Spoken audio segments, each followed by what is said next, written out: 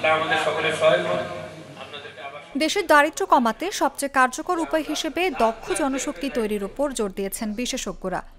প্রযুক্তি, উদ্যোক্তা এবং কারিগরি শিক্ষায় বিনিয়োগ বাড়াতে পারলে ব্যাপক কর্মসংস্থান সৃষ্টি হবে, এমনটাই মত তাদের। রাজধানীর এক হোটেলে সোশ্যাল এজেন্সি ফর ওয়েলফেয়ার আয়োজিত এক সেমিনারে বক্তারা বলেন, বৈশ্বিক চ্যালেঞ্জ মোকাবেলায় জনসংখ্যাই হতে পারে বাংলাদেশের সবচেয়ে বড় সম্পদ। তবে এই জনশক্তিকে সেক্টর ভিত্তিক দক্ষ ও যোগ্য গড়ে তুলতে হবে। মালয়েশিয়া যাওয়ার জন্য ব্যস্ত আছে, কিন্তু মালয়েশিয়া কেন যাবে, যে কি করবে আর করার পরে তার ফেটটা কি হবে অ্যানালাইসিস করা হয় না। মালয়েশিয়া বলছে সিআইডি টেস্ট ছাড়া আমি লোক দিব না।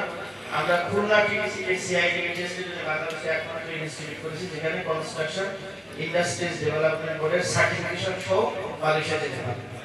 জাপান প্রায় 1 কোটি লোক নিয়ে, জাপান ইতিমধ্যে 30 লক্ষ লোকের সংস্থান করতে পেরেছে। তার মানে আরো 70 লক্ষ লোক মিলে এটা তাদের পরিকল্পনা নেই। এই সংখ্যাটা বৃদ্ধি পেতে পারে। বক্তারা আরও বলেন, বাংলাদেশ দীর্ঘদিন ধরেই বৈশ্বিক সহযোগিতা ও অনুদানের মাধ্যমে দারিদ্র্য মোকাবেলায় কাজ করে যাচ্ছে। তবে সম্পদের সুষম বন্টন নিশ্চিত করতে পারলে দরিদ্র জনগোষ্ঠীর সংখ্যা শূন্যের কোঠায় নামিয়ে আনা সম্ভব। বেসরকারি উদ্যোগকে আমরা সারা দেশে অত্যন্ত শক্তভাবে সম্প্রসারণ করতে চাই, যেন আপনাদের সবার সহযোগিতা পরামর্শ একান্ত করে দিতে চাই। মানে সবের জন্য তার আগে থেকে আমাদের রাষ্ট্রের জন্য সাথে আমার পরিচয়, আর এখানে রুনামিন আর এখানে রাষ্ট্রের রাউলা, আর আমরা বিশেষ ভাবে যেন অনেক চিন্তা করতাম।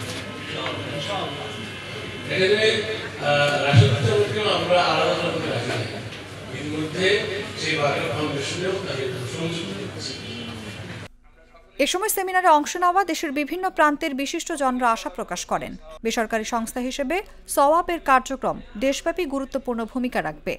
মানবিক কাজের পরিসর বাড়িয়ে বাংলাদেশের বিভিন্ন অঞ্চলে ছড়িয়ে পড়বে এই প্রতিষ্ঠান, এমন প্রত্যাশাও জানান বক্তারা। নিউজ ডেস্ক, জাগো নিউজ।